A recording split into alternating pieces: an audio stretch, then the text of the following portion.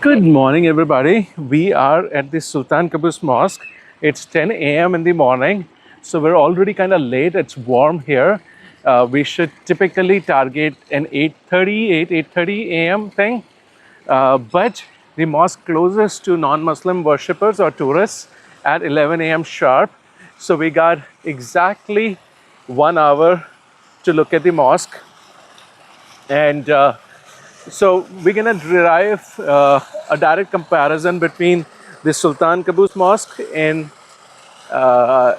Muscat, which we are here at, and the Grand Mosque in Abu Dhabi. And one of the first things that we can think or we can tell looking at the places that the Grand Mosque in Abu Dhabi is very white.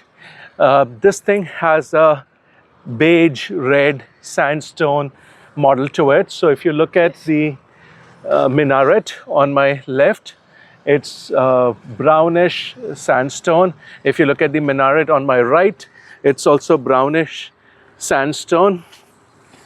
And the other key factor that I see as a differentiator is there's a lot more greenery here as compared to the Grand Mosque in Abu Dhabi.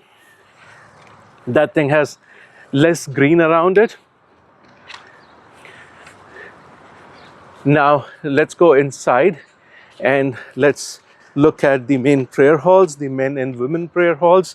Then let's do a circumnavigation around the perimeter. In Indian terms, it's usually called the parikrama, and let's see how we do that here. Yes. This happens to be the entrance of the mosque, which we'll have to place our shoes, or in this case, chappal, on the shoe rack.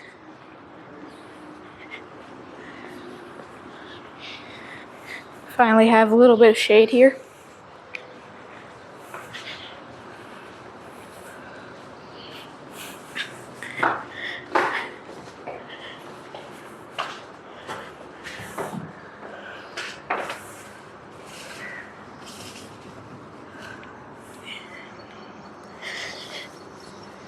This is the shoe rack, and Rishi is placing his shoes in the shoe rack.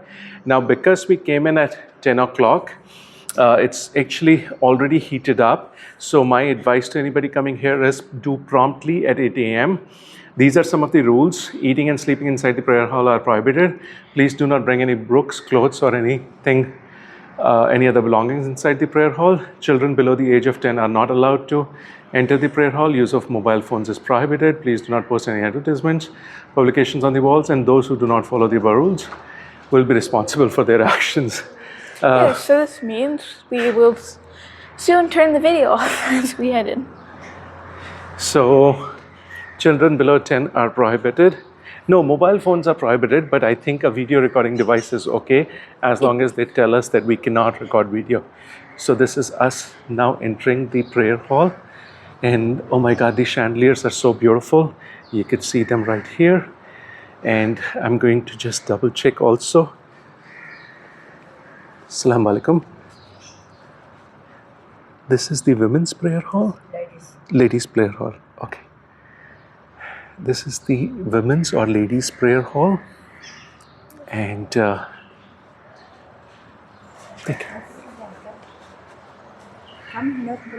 sorry? Not a problem. Okay. Which is the next prayer hall also? Yes, and then around this one. Around this one. Okay. Okay. Thank you. It's a very soft carpet, actually. This is a very soft carpet. Very nice.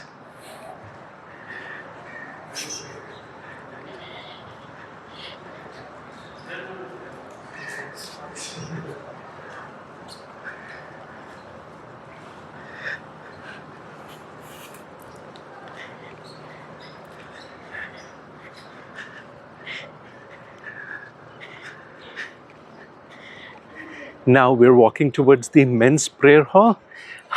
Rishi, how does the heat feel on your foot? Oh, it feels like a beach. Feels like a beach? Yes. You have to go a little bit quick, otherwise your feet will start burning. But thankfully the shade is nice, and these are good quality tiles. They're very good quality. They're not tiles, actually, they're stone. Yes. And so these are internal passageways. The wood carving, which Oman is famous for. So this is all hard teak wood. And look at the chandeliers and the roof. Just so amazingly beautiful. This seems to be some sort of just multi-purpose hall or yard. Yes, yes. Okay, we're gonna go around here. Yes, it is better to walk in the shade. And we're gonna keep walking. So we'll pause the video in the interest of keeping it as brief as possible. Okay, now we're heading close to the men's worship area. I believe this to be a little bit bigger. What's your thought, Rishi? Well, I also believe this to be the men's area, and it does seem to be larger. Yes. All right. This seems to be very similar. Assalamualaikum. It seems to be very similar This to is like a beautiful. gurdwara. Look at the chandeliers up there. Oh yes, those are very, very big. I'm gonna zoom out to 0.7 to give you a sense of the grandeur of this place. Okay, this changes the quality of color, so back to 1.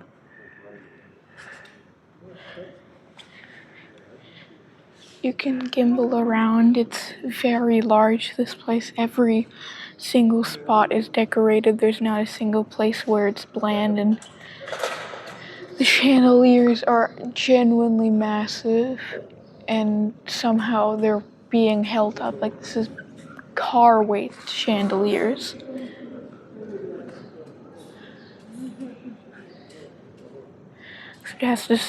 It seems there's like a central walkway with this soft blue carpet, and there is sides everywhere. The roof is phenomenal, and it's so cold inside. Yes, it is. This doesn't seem to be an air-conditioned place, yet it is very, very nice. So this is the central chandelier, and on top of the central chandelier is the central roof. The carving is so intricate, and there are windows all around, stained glass windows that you can see. This is built just so amazing. And I'm guessing, like the opera house, all the gold carving here that you can see in those gold letters would be actual gold rather than just gold color. Yes. I don't seem to be able to discern any air conditioning unit, so it seems like just by the marvel of their architecture, they have cooled this place down to a very hospitable temperature.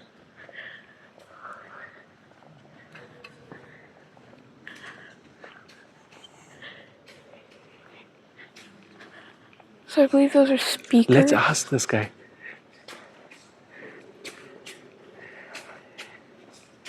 Hello? यहाँ पे AC होता है कि ये अपने आप ही ठंडा रहता है? नहीं एसी लगा है। एसी लगा है? कहाँ पे? ये ब्लैक है ना। अच्छा ये पिलर के अंदर से। Okay okay. चलो एसी है। They very nicely disguised the So we AC. did ask whether there's air conditioning or is it naturally cool because of the design of the building. So we've been told that look at these pillars. The pillars have these black pipes coming out of them. So all 4 pillars have those black pipes coming out of them, and those are bringing in air conditioning into the building. Yes, the pipe also seems to have like an additional, whatever it is. It's unbelievably beautiful. And for casual observers, they should note that this is the place where traditionally the Imam would stand and worship. And I will take you up so that you can see how it's designed. So you can see these notches, they're designed to kind of reflect sound, amplify and reflect sound. So if you speak right at this point, then it amplifies and reflects the sound all over the room. So you could typically conduct a mass here. The imam could speak here, and everybody in the room could hear him. Yes, now we have microphones, but Now we have microphones in the tradition, like they do have microphones here. yes, this allows for more people and more speakers to be present other than the one just standing in the central area. Okay.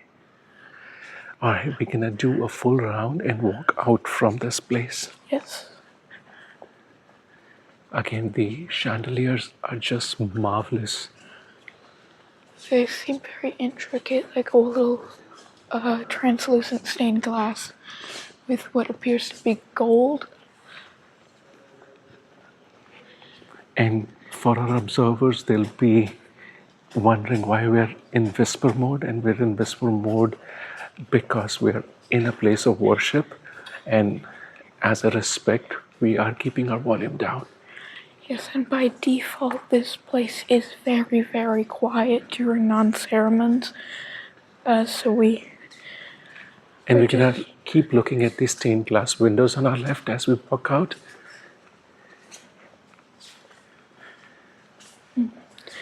Another very intricate door. Yeah, this is a teak wood door, very intricately crafted. One of the things that's surprising to me about Oman is that not just that it's intricate, it's actually very well maintained. There's no dust on it, there's no clutter on it, there's no artifacts of carving. It almost looks surreal. It almost looks like it's made magically and it's perfect. It almost has that plastic look where it's just too Good to be smooth true. and perfect, yeah. Yes. But if you look very carefully at where the sun's reflecting or at the flat surfaces, you'll notice it is actually wooden. You can see the small little grains. It's just so beautifully carved and polished and maintained that it just happens to look like surpass wood. This is made out of teak wood, right? Yes, we got a confirmation it's made out of teak wood.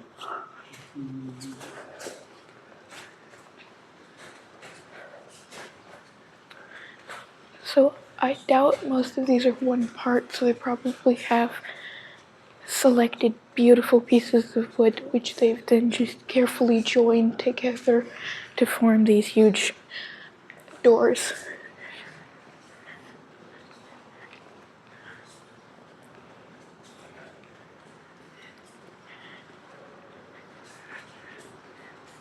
So now from this corner, we're going to give you a bird's eye view.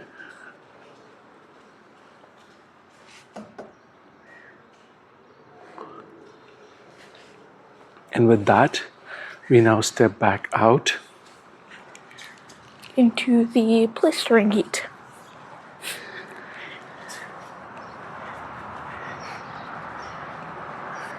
And yes, it's hot enough now that I can actually see the heat waves rise a little bit. So I don't know if you can on the video, but there's definitely slight amount of heat waves that are rising up. And it's time for us now to do a walk in the perimeter. Yes. And then we go pick our slippers, and hopefully it's 10:15 and we're wrapped up by 10:30. And word to the wise, do it at 8:30 in the morning. Yes. Do not try to delay it, because even at 10:30 it is hot like hell. That is true. It might also be a little wiser not to go in June, or July, but if you do, don't burn your feet.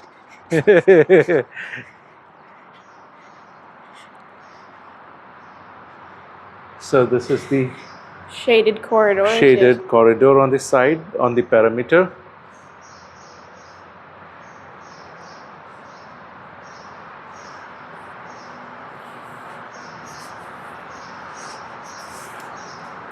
The Maghreb jewels of paradise.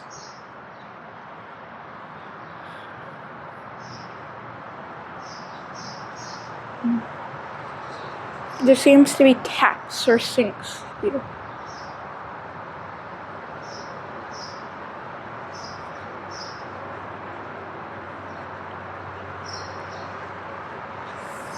And I'll show you on the left where we have the highway and the gardens around.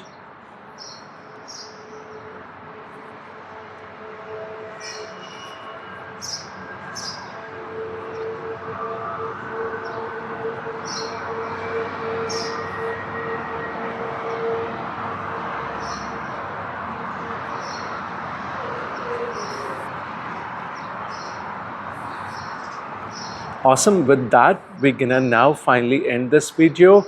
This was your tour of the Sultan Qaboos Grand Mosque in Muscat, Oman. Yes, specifically in Muscat, because apparently there's two. There's two of them, and this is the one in Muscat. Yes. And here is the mosque as a final view and the main dome of the mosque. Bye for now.